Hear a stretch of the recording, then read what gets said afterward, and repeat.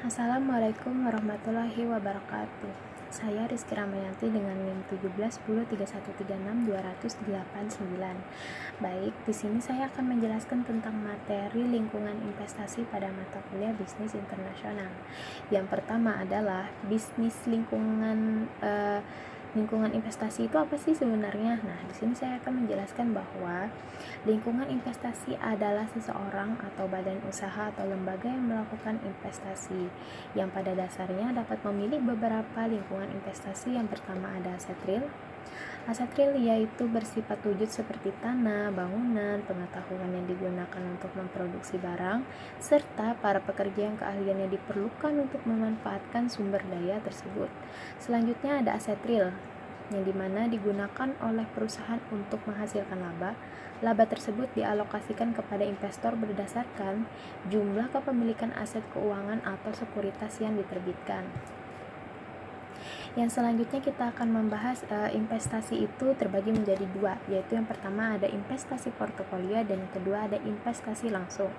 Apa sih sebenarnya investasi portofolio itu? Nah, sini saya akan menjelaskan bahwa investasi portofolio itu adalah pembelian saham dan obligasi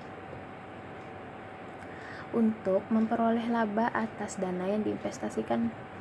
Pembelian saham-saham biasanya digunakan di dalam bursa saham dunia, di mana investor baik di individu maupun organisasi dapat langsung membeli saham-saham perusahaan internasional atau perusahaan yang menjual sahamnya di pasar saham.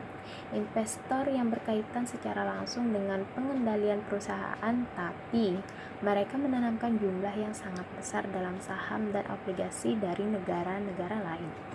Dan selanjutnya kita akan membahas investasi langsung. Nah, investasi langsung merupakan pembelian saham yang cukup dalam sebuah perusahaan untuk memperoleh kontrol manajemen yang signifikan. Pada investasi langsung di luar negeri atau Foreign Direct Investment atau FDI mengikuti perdagangan di luar negeri. Dalam hal ini dikarenakan perdagangan luar negeri lebih rendah dari sisi biaya dan risikonya.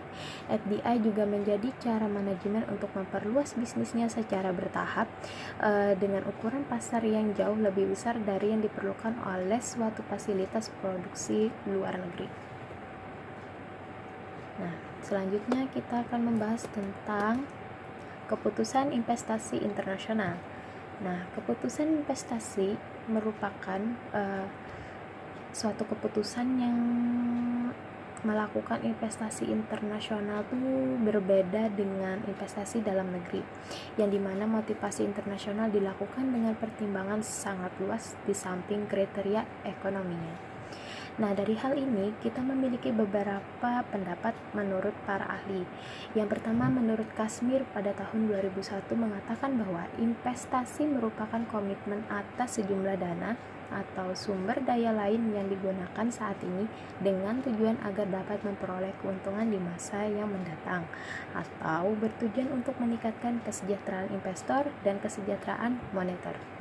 Yang selanjutnya menurut Sharp, Alexander, dan Bailey pada tahun 1997 mengatakan bahwa investasi dalam arti luas adalah mengorbankan dolar sekarang untuk dolar pada masa depan dengan dua atribut berbeda yang melekat, yaitu yang pertama ada risiko dan kedua adalah waktu.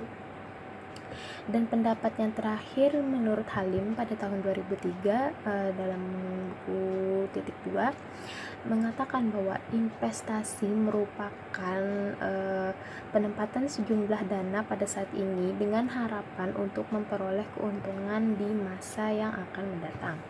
Nah, cukup sekian presentasi dari saya.